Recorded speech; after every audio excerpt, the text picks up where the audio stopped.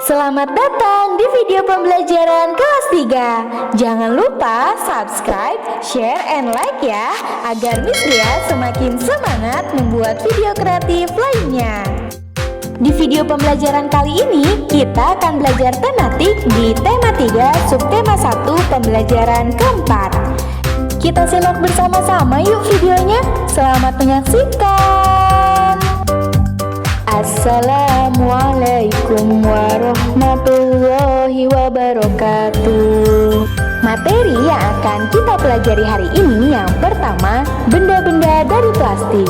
Yang kedua, praktik musyawarah. Baiklah, kali ini kita akan membahas tentang benda-benda dari plastik. Teman-teman, di rumah kalian tentu banyak benda, bukan?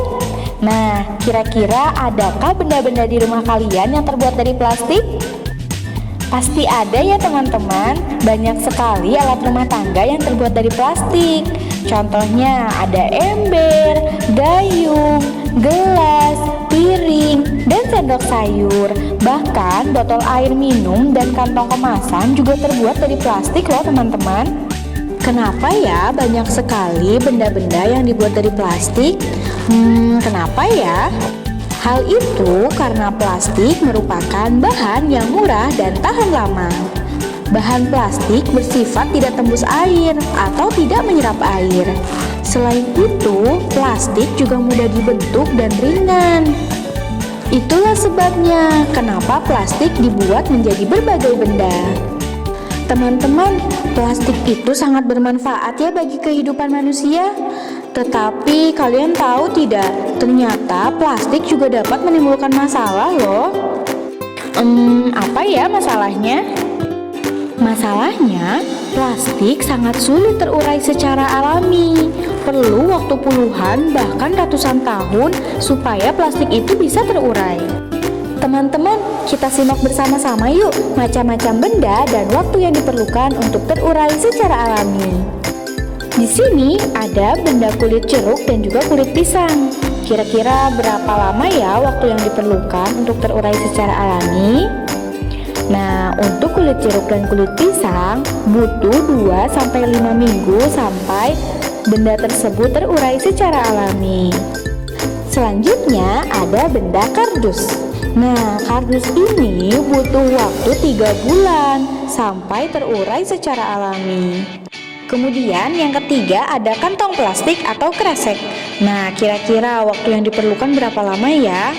Ternyata waktu yang diperlukan itu supaya dia sampai terurai secara alami itu butuh waktu 10 hingga 20 tahun loh teman-teman.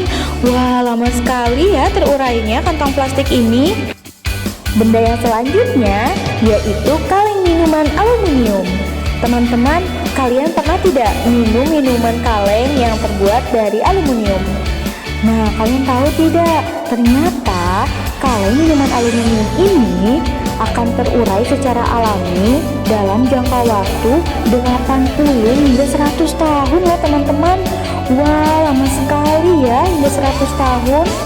Benda yang kelima yaitu ada botol kaca. Kira-kira berapa lama ya waktu yang dibutuhkan supaya terurai secara alami?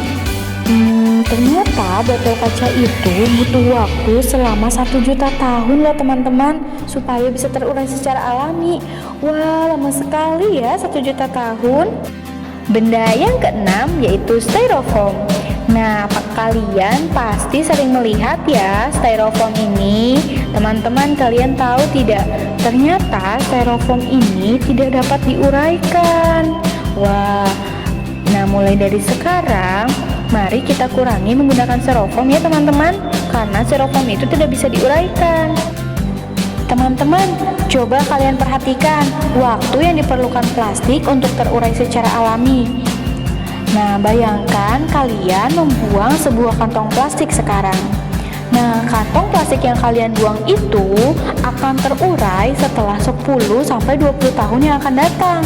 Wah, tidak kebayang ya betapa banyaknya tumpukan sampah plastik. Oleh karena itu, jumlah sampah plastik harus dikurangi. Nah, ternyata ada beberapa cara yang bisa kita lakukan untuk mengurangi sampah plastik. Cara yang pertama bisa kita lakukan dengan cara reduce. Reduce atau bisa kita sebut juga dengan mengurangi. Reduce adalah mengurangi penggunaan plastik. Misalnya, ketika kalian belanja, sebaiknya kalian membawa tas belanja sendiri. Dengan demikian, kalian tidak memerlukan kantong plastik. Yang kedua, kita bisa mengurangi sampah plastik dengan cara reuse. Apa sih reuse? Reuse bisa kita sebut juga dengan menggunakan kembali. Reuse adalah pemanfaatan kembali sampah plastik. Nah, sampah-sampah plastik itu ternyata bisa kita manfaatkan loh teman-teman. Misalnya, botol plastik kita manfaatkan untuk membuat pot bunga. Kemudian yang ketiga, dengan cara recycle atau mendaur ulang. Apa sih yang dimaksud dengan recycle? Recycle adalah mendaur ulang sampah plastik. Biasanya proses ini dilakukan di pabrik teman-teman. Nah, sampah plastik biasanya diolah sehingga dapat dimanfaatkan kembali. Atau bisa kita recycle atau kita daur ulang menjadi barang-barang yang bisa kita gunakan kembali. Contohnya seperti tas dari plastik kemasan. Yuk teman-teman, mulai dari sekarang kita kurangi penggunaan plastik ya. Kita bisa loh membantu proses daur ulang plastik. Dengan cara apa ya? Hal yang bisa kita lakukan yaitu dengan cara mengumpulkan sampah-sampah plastik. Jangan dicampur dengan sampah jenis lain ya teman. Ketika kalian mau membuang sampah, kalian buangnya sesuai dengan tempatnya. Di sini ada gambar tempat sampah berdasarkan jenis sampah. Ada organik, anorganik, dan B3. Atau kalian bisa juga dengan cara memberikan sampah plastik yang kalian kumpulkan kepada pemulung atau petugas kebersihan. Mereka lah yang nantinya akan membawa sampah kalian ke pabrik daur ulang plastik. Mari teman-teman, kita menggunakan plastik dengan bijak agar bumi selamat. Baiklah, kali ini kita akan membahas tentang praktik musyawarah. Pada pembelajaran sebelumnya, kita sudah membahas tentang arti dari musyawarah.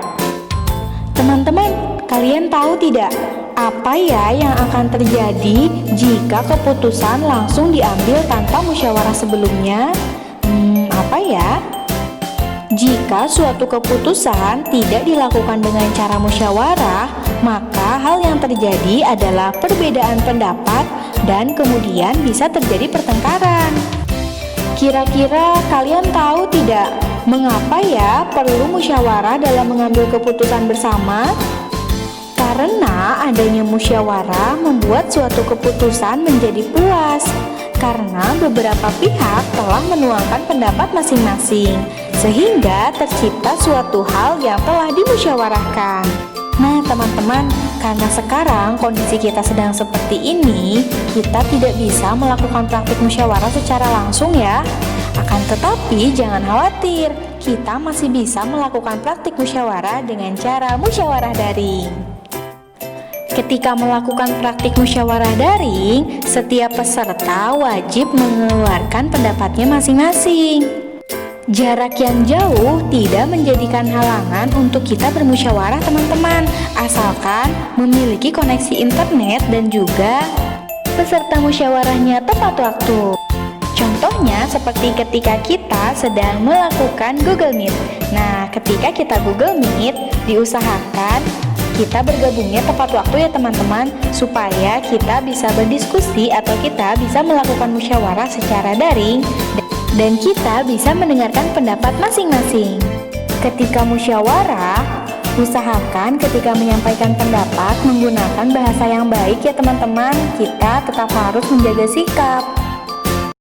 Alhamdulillah, video pembelajaran hari ini sudah selesai. Terima kasih anak-anak yang soleh dan soleha sudah menonton video pembelajaran hari ini.